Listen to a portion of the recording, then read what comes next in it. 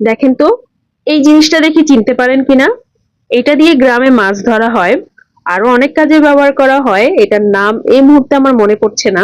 আমার এলাকা আটিপাড়া বাজারের পাশে একটা বাসার ছাদের উপরে খুব কম পরিসরে তারা একটা রেস্টুরেন্ট দিয়েছে। তো রেস্টুরেন্টটা তারা এইসব জিনিস দিয়ে সাজিয়েছিল, একটা গ্রামীণ পরিবেশ আনার চেষ্টা করেছে, দেখে বেশ ভালো লাগলো।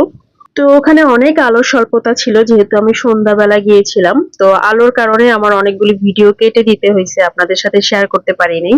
তো এই মুহূর্তে আপনারা এই মাছগুলি যেখানে দেখতে পারতেছেন, এইটা হচ্ছে তারা একটা সিমেন্ট দিয়ে একটা গোল, আম, কি বলে, আমরা গ্রামে যে গরু ছাগলকে যে খাবার দিই, যে জিনিসটায়, আমাদের দেশে তো ওটাকে নাইঞ্জা বলে, আর কার দেশে কি বলে জানি না।